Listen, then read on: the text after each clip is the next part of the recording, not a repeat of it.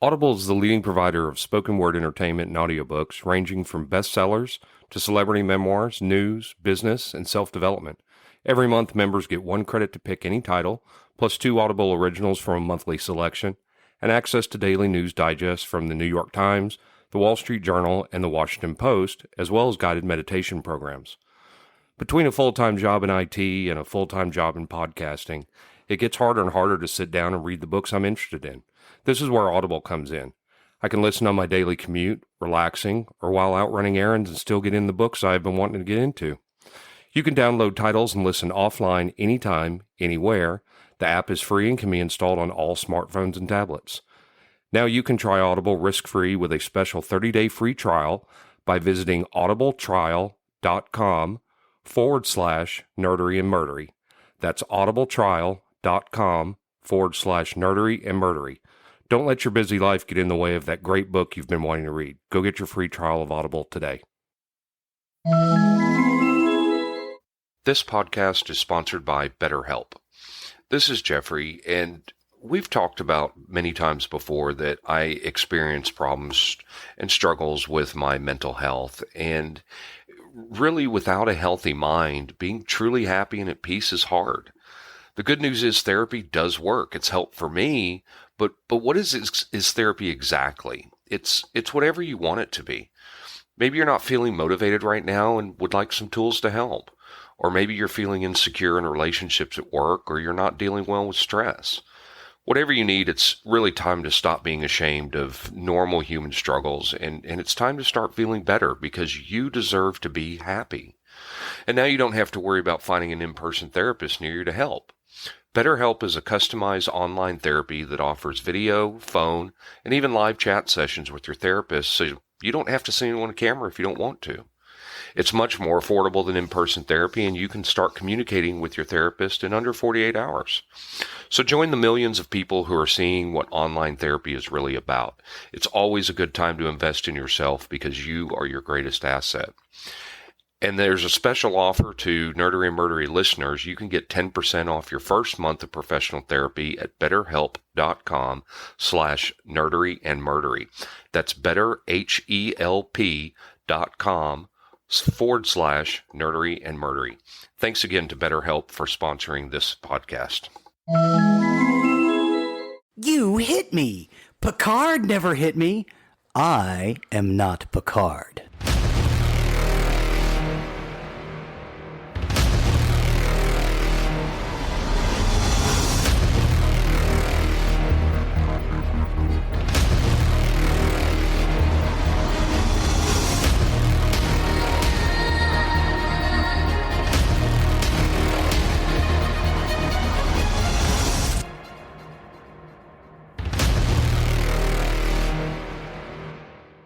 Welcome to episode 68 of Nerdery and Murdery. I'm Zig with your nerdery. And I'm Geoffrey with your murdery. Sounds like we've got another nerd subject this week. Yes, we do. I'll let you take over to the nerdery side of the house, so take it away. Well, thank you, sir. Today we are going to discuss Star Trek Deep Space Nine. The Star Trek I know the least about. Oh, this is so much fun. Yeah, it was not one that I stayed with.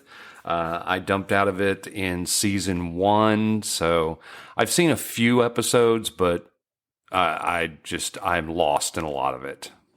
Matter of fact, the only information I'm going to have is from when I played Star Trek, the online role-playing game. Well, that's okay. That's okay.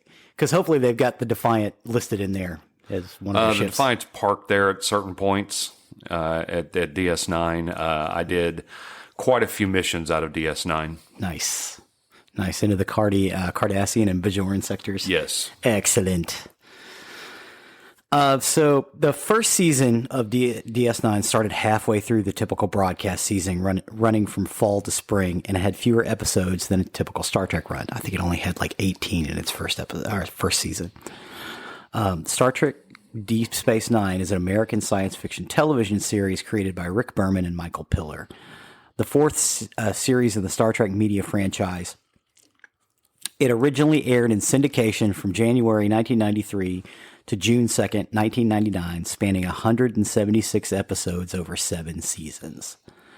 It's set in the 24th century when Earth is part of the United Federation of Planets. Its narrative is centered on the eponymous space station, Deep Space Nine, located adjacent to a wormhole connecting Federation territory to the Gamma Quadrant on the far side of the Milky Way galaxy. So, after the success of Star Trek The Next Generation, Paramount Pictures commissioned a new series set in the Star Trek universe. They were creating Deep Space Nine. Berman and Piller drew upon plot elements introduced in The Next Generation, namely the conflict between two alien species, the Cardassians and the Bajorans.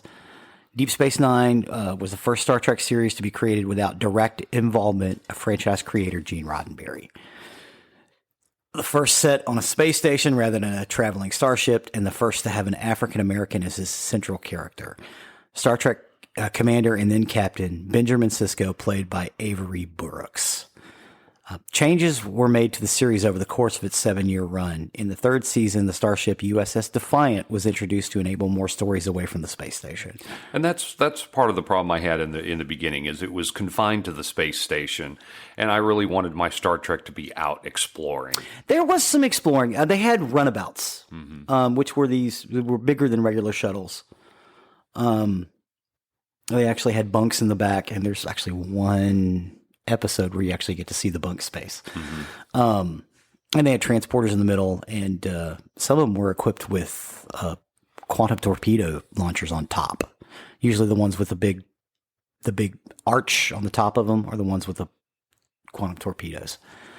But when they got the USS Defiant, they were able to get away a little more. And then they added Worf, Michael Dorn from Next Generation in the fourth season because of an imminent war with the Klingons, which they actually showed and fought. And then they joined with the Klingons to combat the Gamma Quadrant's power, the Dominion. Now, following the success of Deep Space Nine, Paramount commissioned Berman, Piller, and Jerry Taylor to produce Star Trek Voyager, which began in 1995. So the series was created by Berman and Piller at the request of Brandon Tartikoff, because he was head of Paramount Television. He'd gone there right after he'd left NBC. The original Star Trek series had been pitched as the science fiction equivalent to a television western such as Wagon Train, and DS9 instead was analogous to shows like The Rifleman. So a town trading post on the edge of the frontier. Overall head of Star Trek Productions, Rick Berman served as executive producer for the series' entire run. Piller initially served as second executive producer and showrunner, but left the series in '95 to manage Voyager, and writer Ira Stephen Bear was promoted by Berman to replace Piller as a showrunner. That is really when the show took off. It is in no small part to Ira Stephen Bear and the writing staff that they had. Robert Hewitt Wolf, Ronald D. Moore, Peter Allen Fields, Bradley Thompson, David Waddell, Hans Baimler, and Renee Echeverria. If you've watched any science fiction since then, those guys probably wrote it. Anything good? Oh, we know Ronald D. Moore with Battlestar Galactica. Yeah, Robert Hewitt Wolf of Andromeda, and some of them wrote a little bit on Firefly, and some of the stuff we really, really liked over the course. They were writing it. Earth Final Conflict, I think some of those guys kind of wrote for them a little bit too. Mostly as freelance stuff. Several actors also directed episodes, including Avery Brooks, who directed and starred in the critically acclaimed episode Far Beyond the Stars, which is the episode where Captain Sisko gets transported back in time as a science fiction writer for a science fiction magazine in the 1950s. Everybody is in the episode out of makeup and dressed like they would be in the 1950s. Huh. It's brilliant. And Avery Brooks, he got an Emmy for it just because at the end, he freaks out because the idea is like, why? Why is it so bad for, a black man to be running the space station and it not be a big deal? What's wrong with that? And no one could effectively explain it to him. It's really, really beautiful. It's also about a father and son's relationship as well, and how to raise a son by yourself at the edge of a conflict. It's also about different cultures. Jake Sisko, played by Sherrock Lofton, and he becomes best friends with a Ferengi kid named Nog, played by Aaron Eisenberg. Aaron Eisenberg wasn't a main cast, but he was a guest star, and they had special guest stars that they kept basically on retainer, and they were in as many episodes as the main cast. It shows their progression and their friendship, and how people with completely different backgrounds and completely different ideas as they got older. Because Jake Sisko thought that Starfleet was it was ridiculous. All they're doing is running around fighting wars. I'm going to be a writer. Whereas Nog went from being this Ferengi, this little Ferengi capitalist, to a war hero with Starfleet. He gets his leg blown off in an episode, and has to go do his rehab in a holodeck program where he gets basically stuck. He can't leave it because of his fear. Also, that story arc of Nog is incredible, in what he accomplishes. Made even more poignant by the unfortunate demise of Aaron Eisenberg just a few years ago. He died the same year as Rene Auberjonois. So the main setting on Deep Space Nine is this space station near the planet Bajor, built by the imperialistic Cardassians. The station itself, the design is an alien design. It's not Federation. Right. And it looks it. The lighting is low because that's what Cardassians like. And it's usually hotter than most people would like. And they portray that by, people walking around sweating, complaining about the heat. They had a hard time getting it fixed because Cardassian technology and Federation technology don't cross over very well. So you had the character of Miles O'Brien come from Star Trek The Next Generation as the chief engineer of that series. And every season they had a mess with O'Brien episode. At one point, he was stranded on a planet and put into a machine that made him live 40 years in a prison. He gets kidnapped by the Cardassians and put up for crimes the Federation did against the Cardassians during the Cardassian War. There's an episode where he and Julian Bashir are captured by this group of people who they were trying to get rid of these weapons of mass destruction, and they were helping these two warring factions get rid of them. And when they finally got rid of the last few of them, they put them on the space station to kill them. That way, no one would have the information anymore. So those gene editors could not be used again. And that was a rough episode. The series also had several wars going on. It opens 2 weeks after the Cardassians withdraw from Bajor, which they have been strip mining and using the people as slaves for 50 years. That's where it opens. They're also the first, Deep Space Nine is the first to use the Maquis. Voyager got the idea, and Next Generation got the idea of the Maquis from Deep Space Nine. Right. But it was such a great idea, they started using it. The series opens at Wolf 359, which is where Picard was taken over by the Borg, and sends them to basically take down a Starfleet fleet, a Federation fleet. Ben Sisko lost his wife in that battle and nearly lost his son. The opening sequence of Deep Space Nine starts with Picard as a Borg from the Next Generation.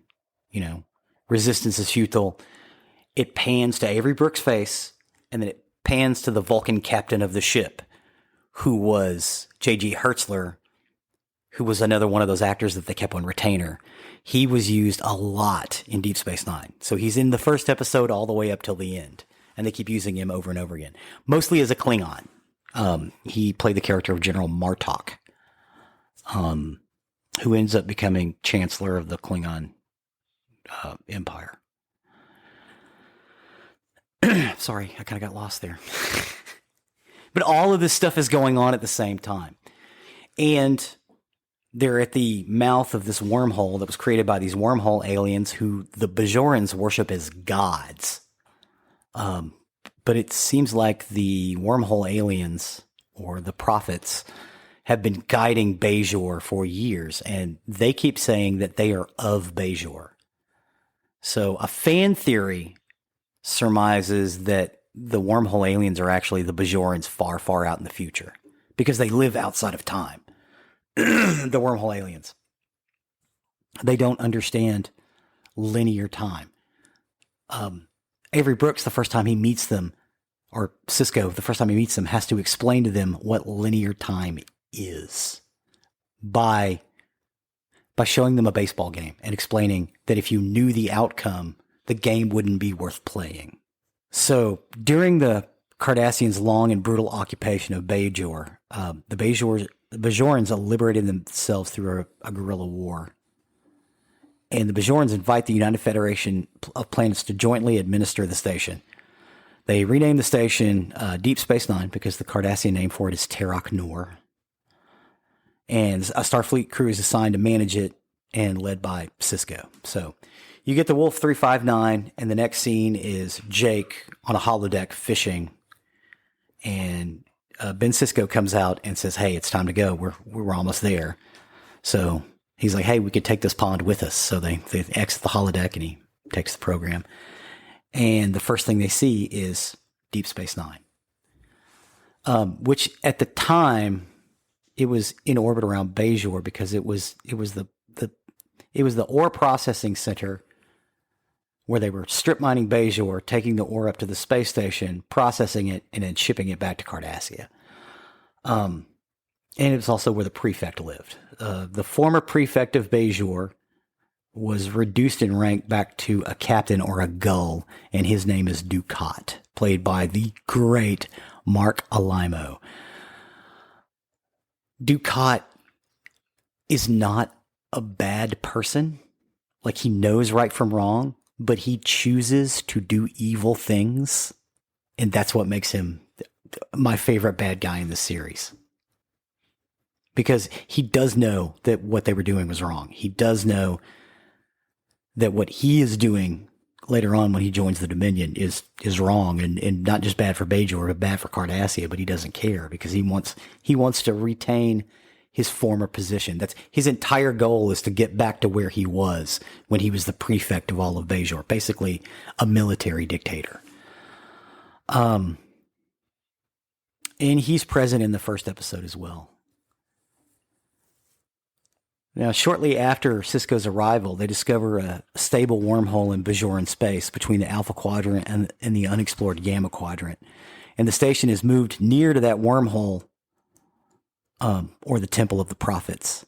And it's at this point that the head of the Bajoran religious order, the Kai Opaka, realizes that Sisko has been foretold. He's the emissary of the prophets, because he's the first one to go and actually speak to them. And it's because the wormhole aliens don't exist in linear time, they've gone back and kind of set Bajor up where they can meet Sisko. So they don't think anything they're doing is wrong because, again, they don't understand the process. They don't ever die. You know, they're just always there. Everything's always happening at the same time, all the time. You kind of get the idea of points of view. Cultural differences are really big in this series. With the Ferengis, with the Klingons, with the Bajorans, different factions in Bajor. Different ideas from the Federation, like the Maquis. You also get the Cardassians and the Breen, and then you get the Dominion later on, and then there are soldiers that they make called the Jem'Hadar, which don't need to eat, don't need to sleep. They don't need to go to the bathroom. The only thing they need is this thing called Ketracel White, which is a drug that the Dominion have genetically modified them to be addicted to. Aren't the Jem'Hadar the bad people from Beastmaster? That's the Jun Horde. Oh, Jun Horde. I just watched that the other day. Yeah. Sorry. No. I'm glad you brought that. We're going to be doing a fantasy movie that isn't Lord of the Rings. Cool. Sorry. Sorry. No, it's good. Didn't mean to disrail by going over to Beastmaster, but something was kicking me on the back. I'm glad you asked it because I just watched it like 2 days ago. I was like, no, that's a Jun Horde. I know that answer. So Deep Space Nine and Bajor quickly become a center for exploration and interstellar trade because they're on the edge of this wormhole, and they have to move Deep Space Nine over there so they can hold claim on it. Because the Cardassians show up claiming it for themselves. It's like, no, this is in Bajoran space because it's actually in their solar system. The Denorius Belt is in the Bajoran system, so it's in their territory. But they're right next door to the Cardassians. Well, I say next door, just a few light years away. So Deep Space Nine and Bajor quickly become centers for exploration and interstellar trade. There's a lot of political maneuvering and finally open conflict. Threats come from Cardassia, Klingons, the Romulans, the Dominion, who are ruled by shapeshifters, which you don't find out. Odo, the security chief, is a shapeshifter. He doesn't know where he comes from. Turns out his people are the ones that run the Dominion. But because they went out and explored the galaxy thousands of years ago, every time they went up against a solid, they were either killed or they attempted to be enslaved. So they set up basically a system where they couldn't be touched and basically be left alone, which is what the Dominion is. Deep Space Nine became a key Federation base, as well as the Klingons and the Romulans. At the end of the series, the Klingons, the Romulans, and the Federation had a triple alliance. Actually, quadruple alliance because the Bajor still is not part of the Federation at this point. Now, according to co-creator Berman and Piller, they considered setting the new series on a colony planet, but they decided a space station would appeal more to viewers and would save the money required for land-based shows on location shooting. They did not want the show set aboard a starship because Star Trek The Next Generation was still in production. And in Berman's words, it seemed ridiculous to have two shows, two casts of characters that were going where no man has gone before. So it kind of made sense. While its predecessors tended to restore the status quo ante at the end of each episode, allowing out-of-order viewing, DS9 contains story arcs that span episodes and seasons. One installment often builds upon earlier ones with several cliffhanger endings. Michael Piller considered this one of the series' best qualities, allowing repercussions of past episodes to influence future events and forcing characters to learn the actions have consequences. The trend was especially noticeable toward the series finale when the show was intentionally scripted as a serial. Like the last 10 episodes, you can't watch them out of order. If you don't want the last 10 episodes, they're actually listed that way. If you watch episode 7 and then episode 1 of those last 10 episodes, you're just not going to make sense because it has to be watched in order if you're going to understand it. If you've never seen it before, interpersonal conflicts were prominently featured in DS9 as well. This was at the suggestion of Star Trek Generations writers, many of whom also wrote for DS9. People come from different places, and honorable and noble people will naturally have conflicts. That was a quote from Ronald D. Moore. So again, some of those people that I talked about where they had these extra people that they brought in, I'm going to run through a list. It's big. Mark Alimo, who played Dukat, the former Cardassian prefect of Bajor during the occupation. He becomes leader of the Cardassian Union after inviting the Dominion to absorb Cardassia. He is there from season 1 through 7. Aaron Eisenberg is Nog, his Quark's nephew, a close friend of Jake Sisko, who becomes the first Ferengi to join Starfleet, also there from season 1 to 7. Max Grodenchik as Rom, Quark's brother and Nog's father, who initially works at Quark's bar before quitting to become the maintenance engineer of DS9 staff. He works for the Bajorans, not for the Federation. Andrew G. Robinson. Rom was also season 1 through 7.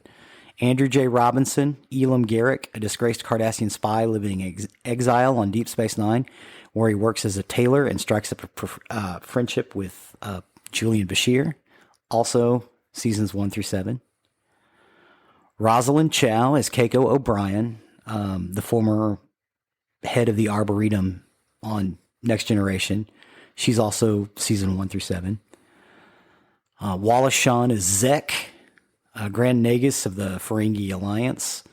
He was there from season 1 to 3 and then from 5 to 7.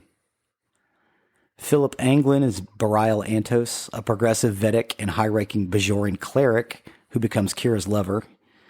He's in season 1 through 3 and season 6.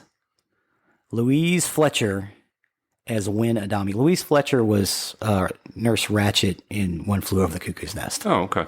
Yeah. She plays an even more evil character in Deep Space Nine. We refer to her around my house as Space Karen. Space Karen. Salam Jens as the female changeling. She was on seasons 3, 4, 6, and 7.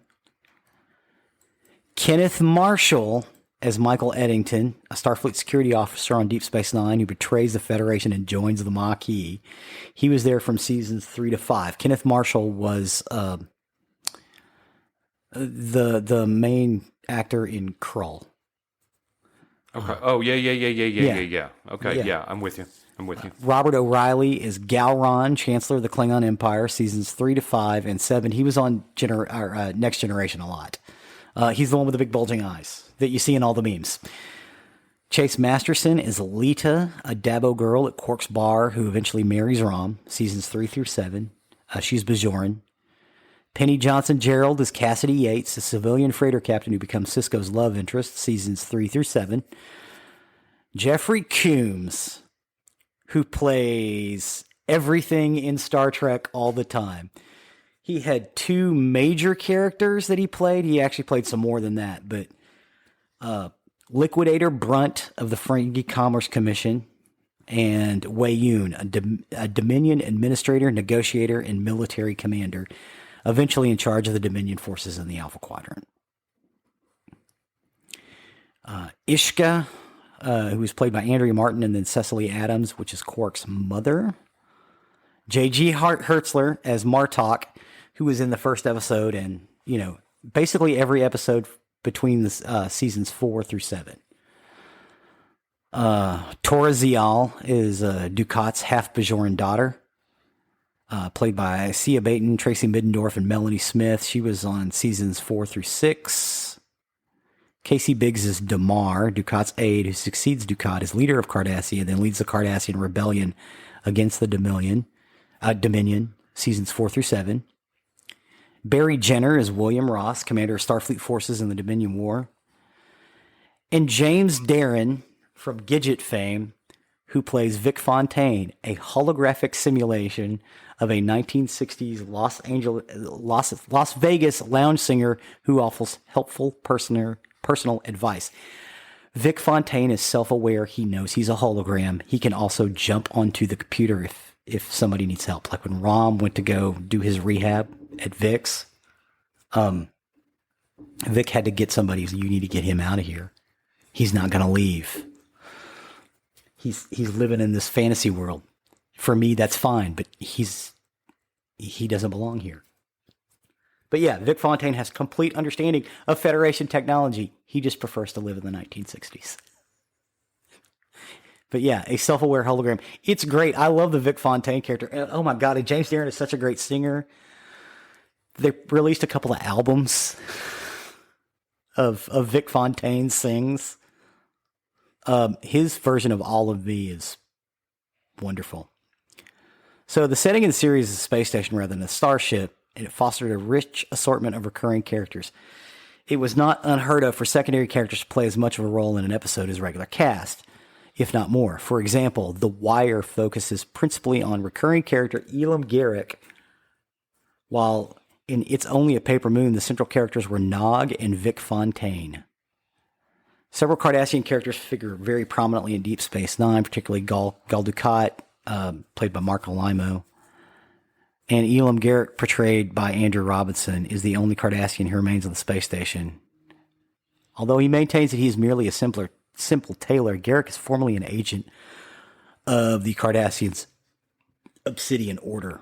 And you find out later on that he's actually the illegitimate son of the head of the Cardassian Obsidian Order, Anibran Tain, who he worked for religiously until he was exiled.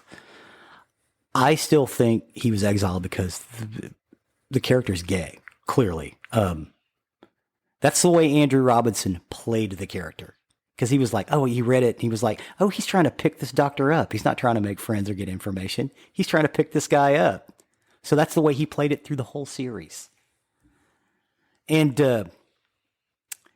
Ira Steven Behr said that if he had it to do all over again, that's exactly the way he would play it. Because they didn't write it that way, but Andrew Robinson saw it that way. And I think he was right. I think that was the way to play it.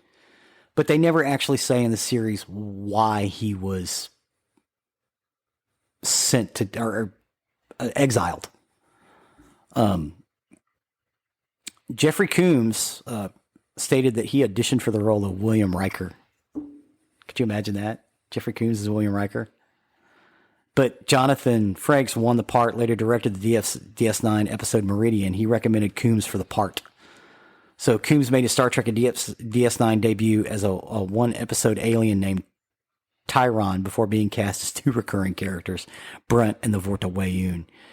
He would go on to appear in 31 episodes of DS9. In The Dogs of War, he became one of the few Star Trek actors to play two unrelated roles in the same episode. He played Brunt and Wayun in the same episode. He would later play the recurring role of Shran on Star Trek Enterprise. In addition to Quark and his brothers, Rom and several other Ferengis had recurring roles, including the shrewd mother Ishka. So anytime there was a Ferengi-heavy episode, Armin Shimmerman would invite them all over to his house on Sunday. And he and his wife would make this wonderful lunch kind of dinner, and they would just sit around and talk about the interplay. So it made it so much easier for the writers because they could come in and go, hey, we figured this little bit out.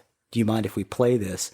So towards the end with the big Ferengi heavy episodes, like the Dogs of War, the writers were just like, we need you guys to play on something here. So you guys figure something out on your weekend. And they did.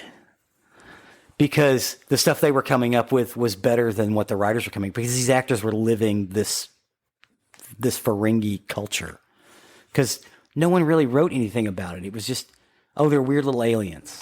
Oh, hey, they're, how they'll show up. Hey, they're obsessed with this or they're obsessed with that. It's like, no, it's more than that. They have a code of conduct that they follow. It's called the rules of acquisition. And in the series, every single one of them is quoted. And I think there's like 150. And they've compiled it in a book, The Rules of Acquisition. But they're basically just ideas on how to live. I think it's kind of brilliant. Every once in a while, declare peace. It scares the hell out of your enemies. Listen, whisper your way to success. These are all these little sayings that the Ferengis have come up with. That's how they govern their organization. But at the end of the series, Rom is made the Grand Nagus, and he's been living basically as a Bajoran. He's married to a Bajoran woman for 7 years, so he's going to Ferenginar to make it more a nicer place to live for the common Ferengi. So it's starting to change a little bit. The Bajorans go from basically being a beaten people to a fairly prosperous nation again, mostly because of that wormhole.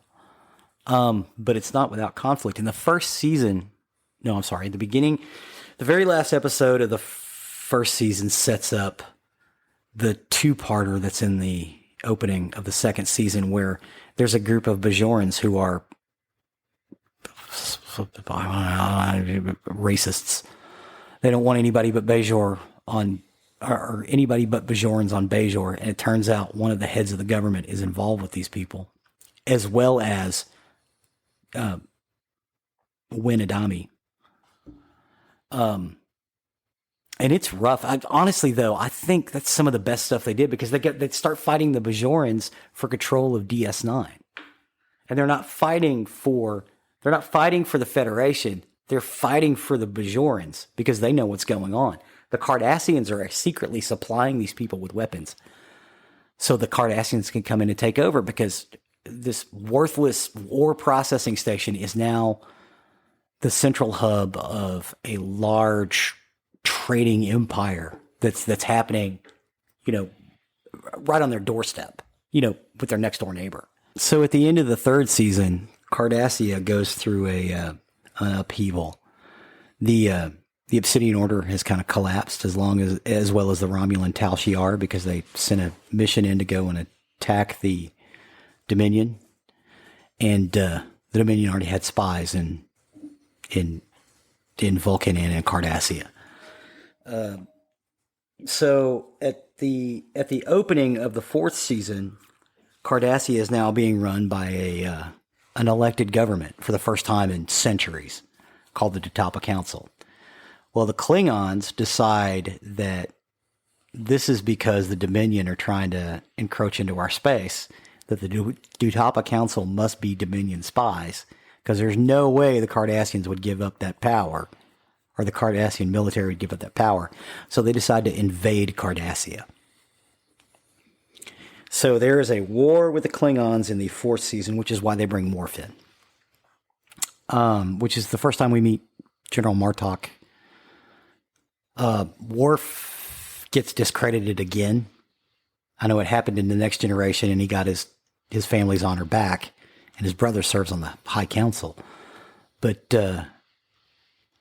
Worf bet against the war and said, "Hey, this is not the way we need to go. It's the Dominion are doing this. It's not what you think. This is what the Dominion want." So, and Chancellor Gowron disagrees and basically kicks his brother off the council. So Worf is disgraced again, and we basically got a season of a war with the Klingons, which actually happens on Deep Space Nine. I mean, fighting with bat'leths and everything else. Wow. Yeah, they decide to do a ceasefire, but the Klingons basically turn Cardassia into what the Cardassians did to the Bajorans. I mean, they have food scarcities. Plagues are running rampant on the Cardassian homeworld and some of their colonies. It's just bad. The Klingons have taken over some territory that they refuse to give back.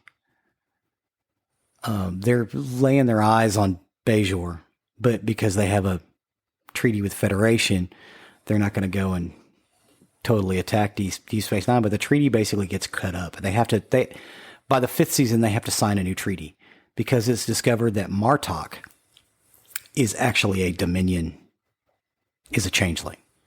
That they figure it out. And in the fifth season, Worf goes into Dominion space with Garrick to see if they can find some of the people that survived from the Tal Shiar and the Obsidian Order going in to invade the Dominion space. And they find a prisoner of war camp where Martok is, and that's when they realize, oh no, Martok is, the real Martok's still alive. They also find Julian Bashir there, and they realize that Julian Bashir has been copied and living amongst them for like 6 months, and nobody knew. And they find an Ibn Tain. They eventually get off and get back, and when Martok gets back, he basically stops the Klingon war, and he takes Worf into his house. He makes Worf basically his son into the house of Martok. And then they go to war with the Dominion. The Dominion send forces over to invade. Gul Dukat signs a pact with them and becomes the leader of basically the Alpha Quadrant in Cardassian territory. All this in like 2 seasons. Mm-hmm. And it's everything builds up towards it. So you also have some other old Klingons come back, Koloth and Kang. So John Colicos, William Campbell, and Michael Ansara reprise their original roles. You've got the Maquis. Some of the people in the Maquis turn out to be defectors from Deep Space Nine themselves, like Eddington. Eddington ends up running the Maquis for a while because Cal Hudson, Sisko's friend, was actually killed in a raid. But it turns out the Dominion go through and wipe out the Maquis. That's in an episode of Voyager. They finally get word that all of the Maquis have been wiped out. Because the Klingons were helping the Maquis a little bit when they were trying to attack the Cardassians, so they gave them some stuff. But when the Dominion came in on the side of the Cardassians, they went in and wiped out all of the Maquis they could find. So the biggest crew of Maquis is what's left on Voyager. There's still some of them around in the Alpha Quadrant, but yeah, most of them are in the Delta Quadrant because the Dominion just came in and wiped them out. Wesley Crusher went off of the Maquis for a while, didn't he? He went off of the Traveler.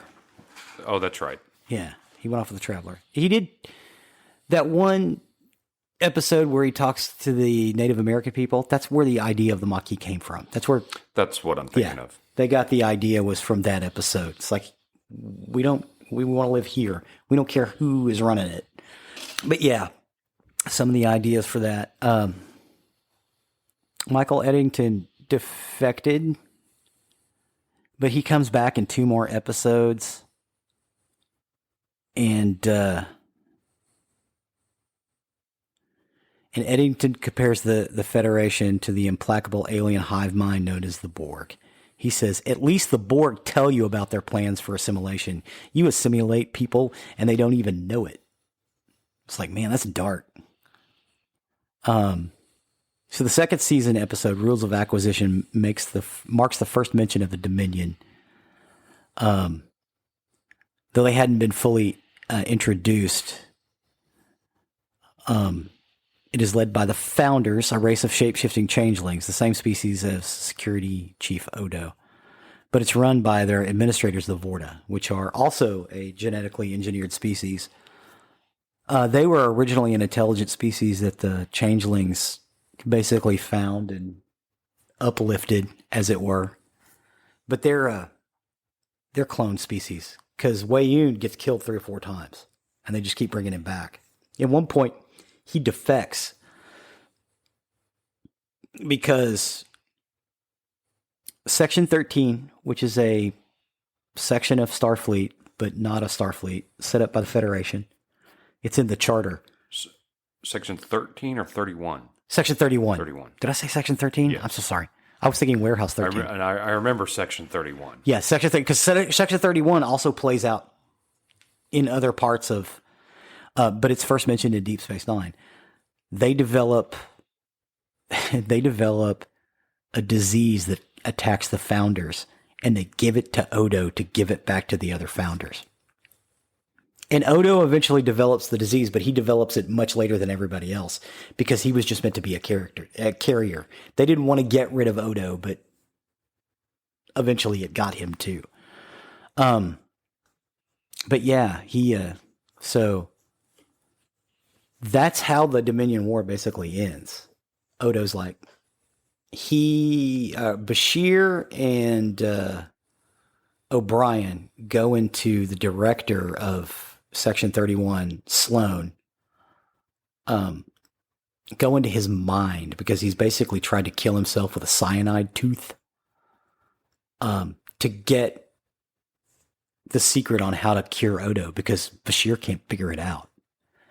So they go in, they get that information, they give it to Odo, and Odo's like, I can stop this war. So they're having this big final battle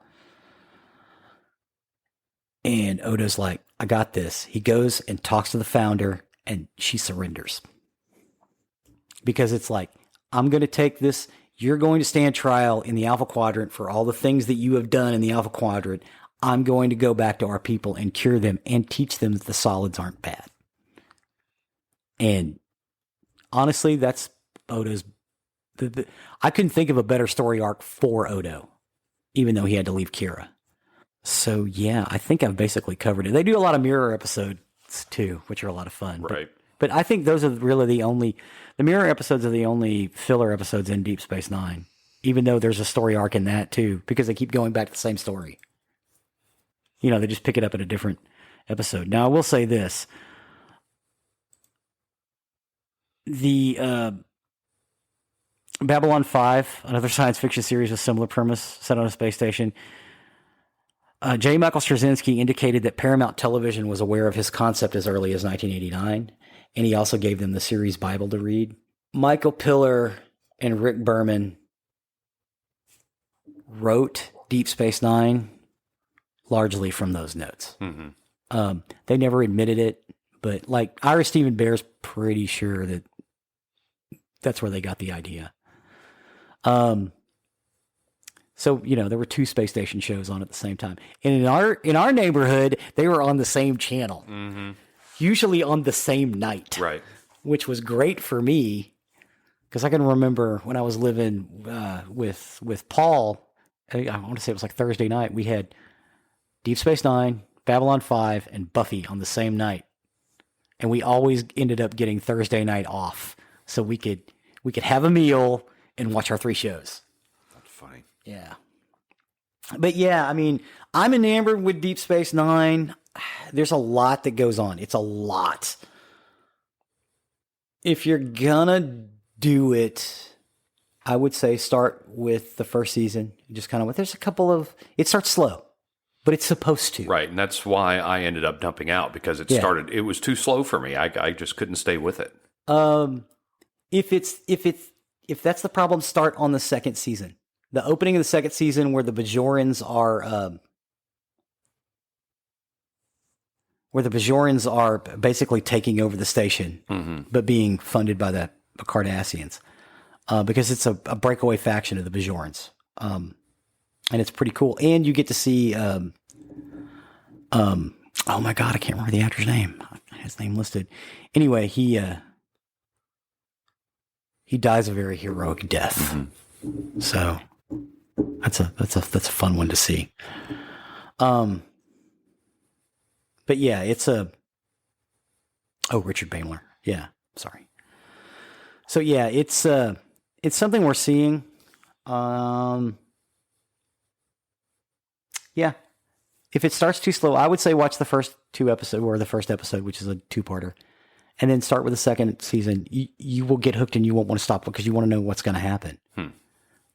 They're also not scared of killing characters off. I may have to try that at some point if I'm looking for a series to watch, because so I dumped out of Voyager early and I went back to Voyager. And I went back to Voyager because of the Star Trek Online video game, and that got me interested in some story arcs. So I'm like, you know what? I need to go back and watch this. I've gone back to Voyager recently because I know I'm going to be doing it next. You're going to have to talk a lot more about Voyager because most of my stuff is just what I've seen. There's some great episodes. There's some very good episodes of Voyager. Especially if you stick with it with Voyager, it really gets really, really good. Except for the last episode. Well, just that the end of it just kind of wraps up a little too neatly in a bow. I don't like that. Yeah. Just kind of real quick there, but anyway, that's Voyager. With Deep Space Nine, they did produce a film called What We Leave Behind, which is the name of the last episode as well. Ira Stephen Bear, it took him several years to get it worked on. So a lot of those actors who have died in the last few years, they got them. They got them to and after it was released, it was dedicated in their memory. But everybody who was around was on that, and it's brilliant. It will tell you more about Deep Space Nine than you ever wanted to know. And they'll stop in the middle of it and go, hey, you know what we forgot to tell you? Iggy Pop. Iggy Pop's in the series because Iggy Pop plays Avorta. Yeah, Iggy Pop's actually in Deep Space Nine. But yep, that's it. Thank you for letting me nerd out about that because I think I nerded out quite a bit on that one. Absolutely. And, I'm sorry that I know less about DS9 than I know about any of the series. Probably the only one I know less about, except when you get into the newer ones now, Enterprise is the one I'm going to know way less about. Because we used to watch Enterprise together. I dumped out of that. I couldn't take that one because that one blew apart canon so badly. I couldn't take it. I just. It wasn't just the theme song. No, it wasn't just the theme song. Although the theme song made it bad, but we'll get to that. In that yes, we will cross that. We will burn that bridge when we get to it. Yeah, because that's the one I'm going to know way less about than even this one. So, I tried staying with DS9 for a while, and I saw the Trouble with Tribbles episode, and that's going to be about it. So, Trouble with Tribbles was a good one. But it wasn't even close to the best one in that season. Right. Yeah, well, good stuff. Glad you got to cover that one. Sorry that I didn't have as much for that one. It's just that's okay. Like I said, you can have a bunch for the next one. So maybe it's been a while since I've watched Voyager, and I don't know that I'm going to get into it again before we get there. But I'll certainly try to be better about that one. All right, with that, I guess we step over to the murdery side of the house. Murder. I got my information today from All That's Interesting, Wikipedia, and The Famous People, and today I am covering Todd Kohlhepp. Todd Kohlhepp.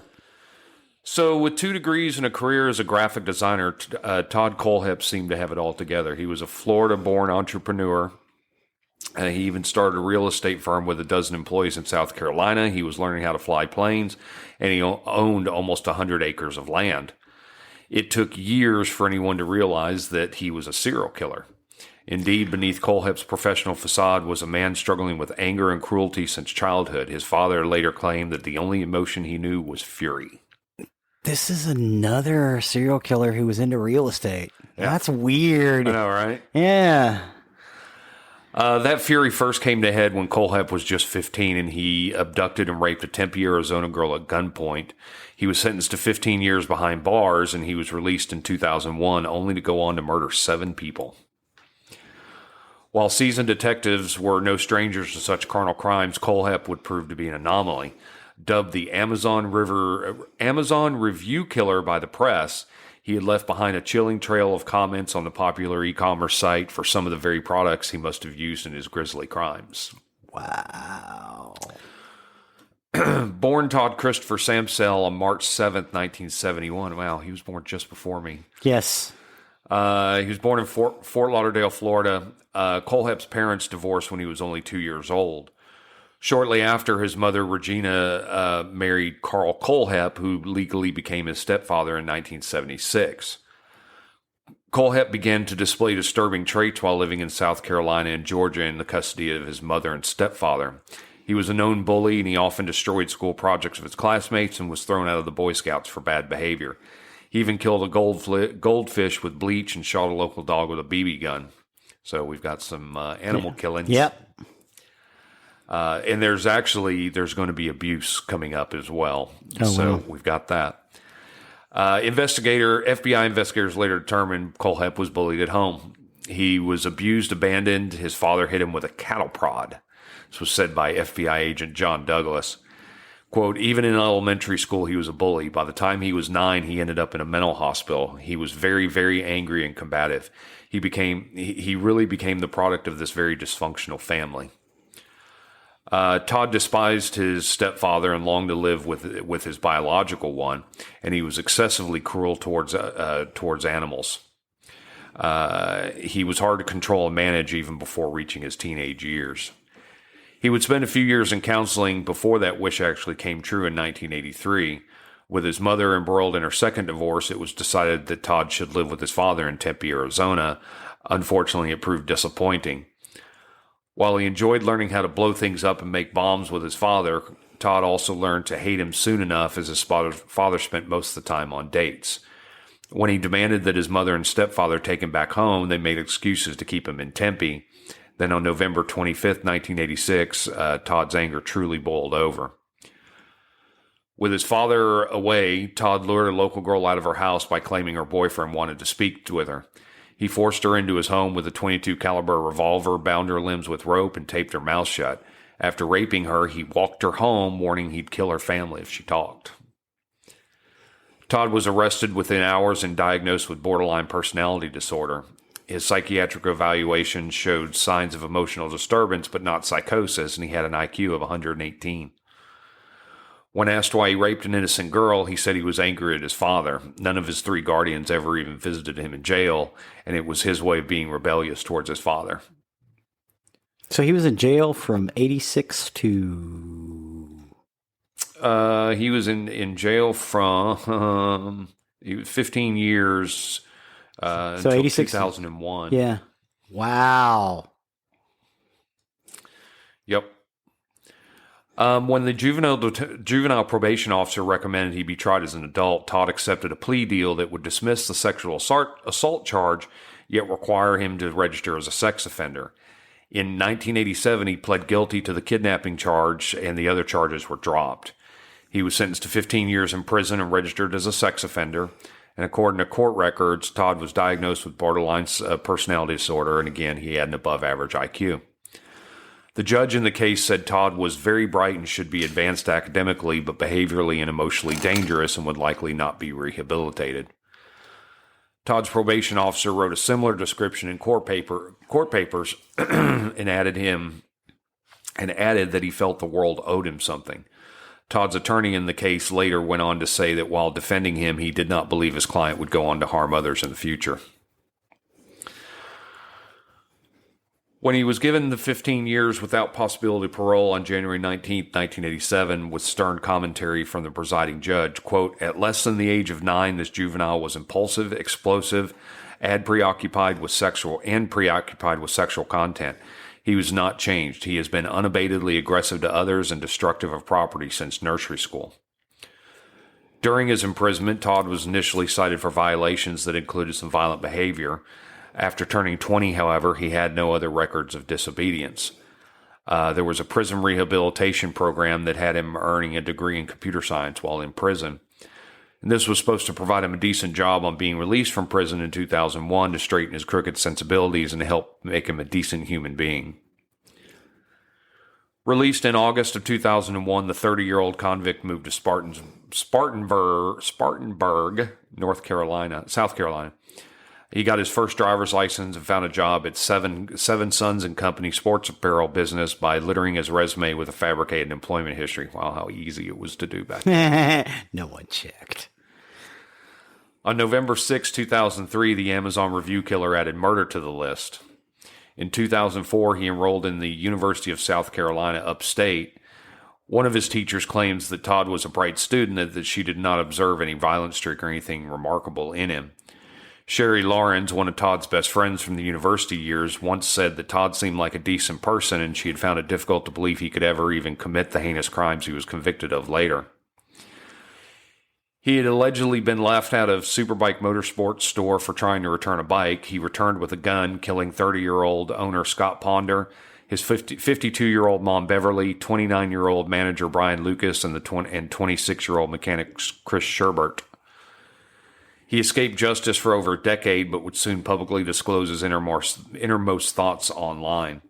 With a profile simply called Me, Todd created an Amazon wish of products to review. These included items such as chainsaws and suggested how bloodthirsty he truly was.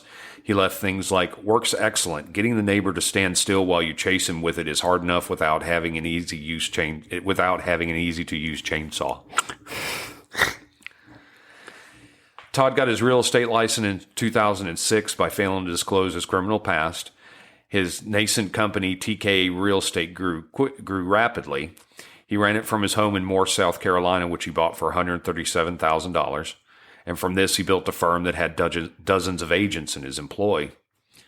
Now a successful businessman, Todd purchased 95 acres in Woodruff, South Carolina for $305,000 and enclosed it with a chain-link fence. He continued to leave chilling reviews on Amazon for items such as knives, padlocks, gun accessories, targets, books about emergency surgery, and small shovels. One review read, quote, Keep in car for when you have to hide the bodies and you have left the full-size shovel at home. Does not come with a midget, which would have been nice. Customers sold her home to Todd, remembered him as extremely outgoing and professional, but noted he would often talk about firearms and sometimes subtly use sexual innuendo during their conversations. Conversely, a woman who assisted one of Todd's employees described him as angry and condescending towards her partner. A banker who worked with Todd said he often watched pornographic videos even when at work. Todd frequented a Waffle House restaurant in Roebuck where his behavior disturbed the waitress to a point where the male cook began to take Todd's orders for them. According to this employee, one of the waitresses was Megan Lee McCraw-Coxey, one of Kohlhepp's victims.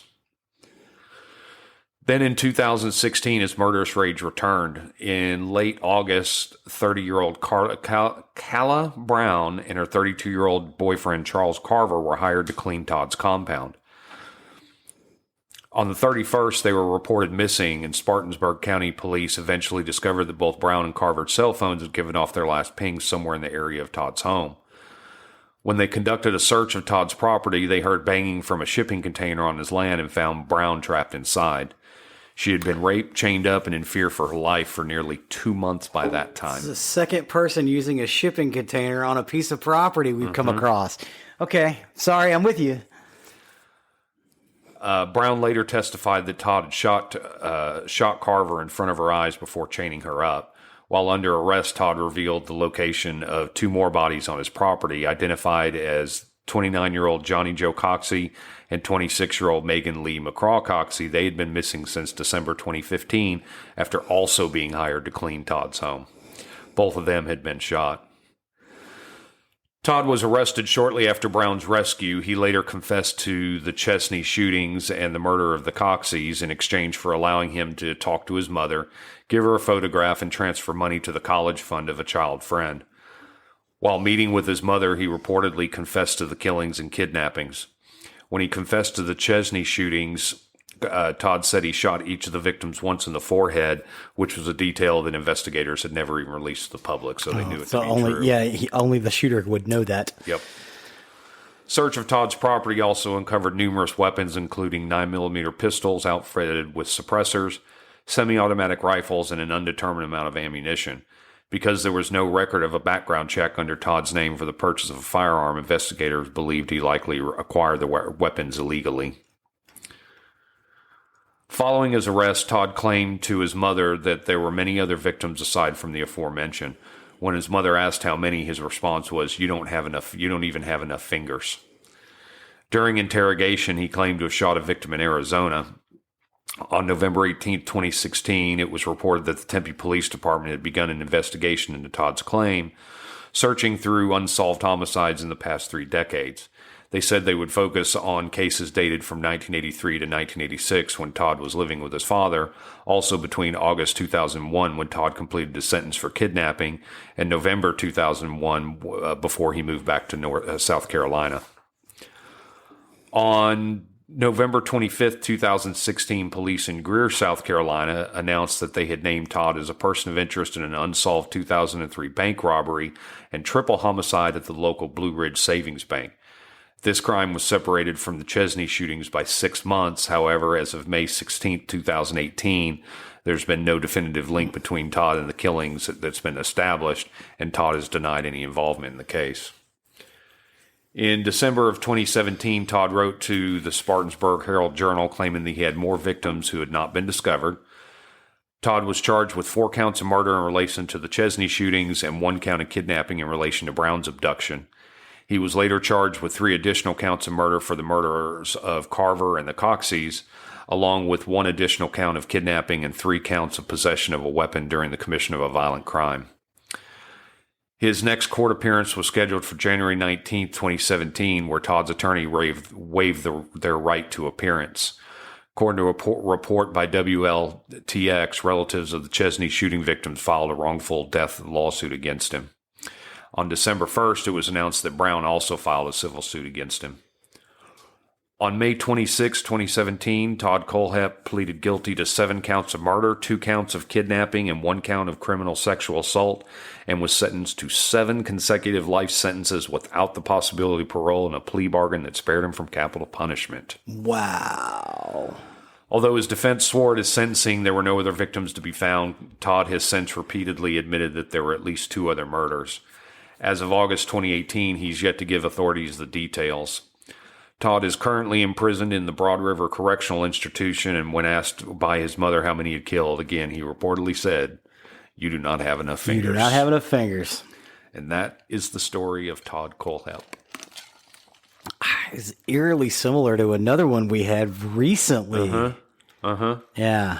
Yeah, again, I mean, we've got a serial killer. He went through abuse, and then he had the animal killing, and you know, the McDonald triad seems to kind of fall true time and time again. To these guys, they get the same things that help to create them over and over and over again. Want to raise serial killers? Don't beat your kids. Absolutely not. So, thanks for taking that journey with me. Well, thank you, sir. I appreciate it. It was a good week. That'll take us to the end of a recording week. So as a reminder, you can find our information on nerderyandmurdery.com, where you can find links to our show. You can find pictures to our show, get more information. You can also find our contact information, where if you want to contact us, let us know things you want to hear, let us know things you don't want to hear, or episodes that you'd like us to cover. Please do contact us from our site. You can also find the link to our merchandise on our website, so if you wish to get your Nerdery Murdery fandom merchandise and show off your fandom, please do. You can also find the link to our Patreon, where if you would like to get episodes early, plus get exclusive content that's only available to our patrons, please do consider donating to the show. I promise you that money does not go to the limo rides that Will and Zig take to get here to the studio. Yeah, limo. Please and thank you. Please and thank you. So with that, I have been Zig with your nerdery. And I'm Geoffrey with your murdery. Cue the music.